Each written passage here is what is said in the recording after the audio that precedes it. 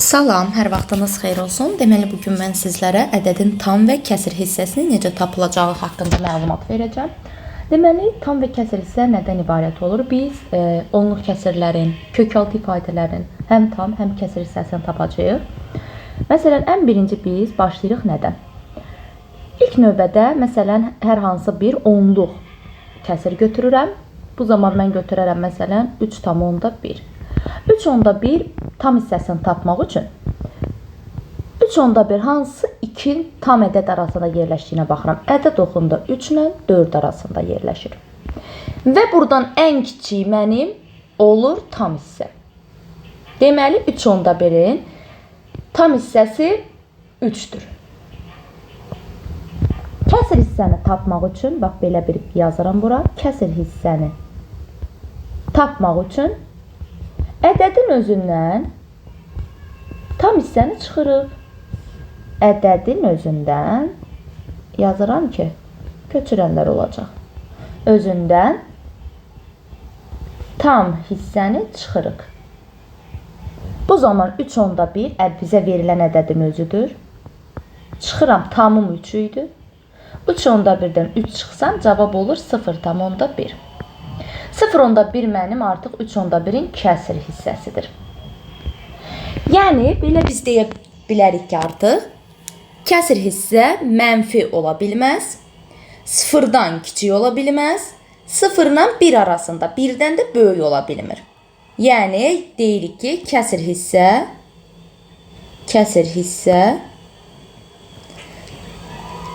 0-la 1 arasında yerləşir.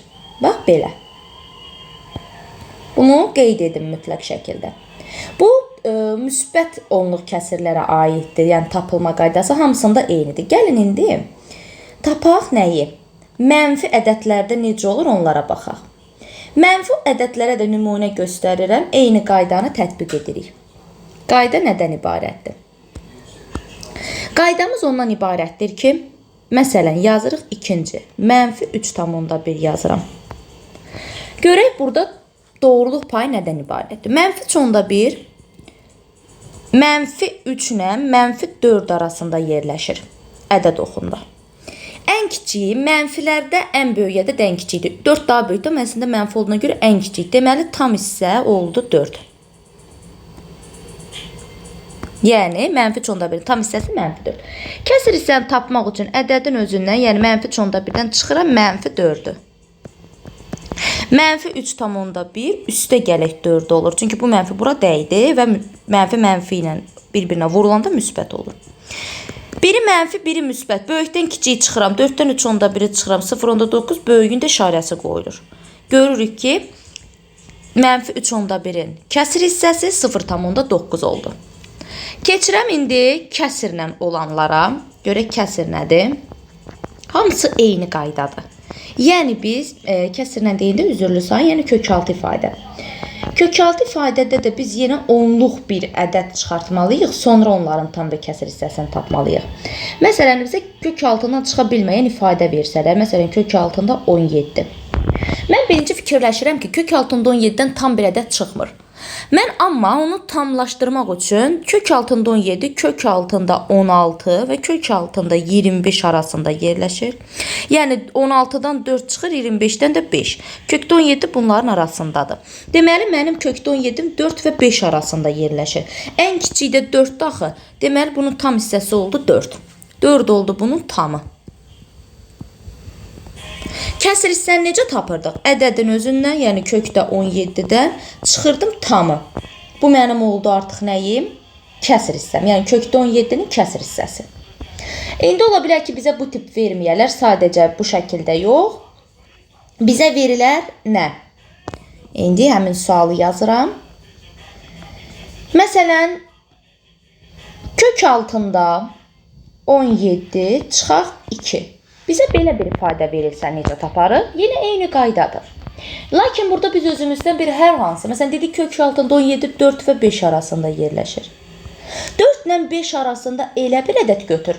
Yəni, fərqi yoxdur. 4,1-dən 4,9-a qədər istədiyinizi götürə bilərsiniz. Yəni, deyə bilərsiniz ki, bəlkə mən 4,3 götürdüm, bəlkə birimiz 4,9. Cavab fərq etmir. Mən 4,2 götürürəm.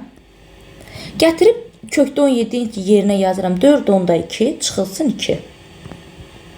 Yəni bu 2-də. Bu deyilir 2 tam onda 2. Mən artıq buradan görürəm ki 2 tam onda 2-nin tam hissəsini tapıram. Mən bu ifadənin tam hissəsini tapacaq 2 onda 2-nin tam hissəsini tapıram. 2 onda 2 də 2 ilə 3 arasındadır. Və 2 bunun tam hissəsidir.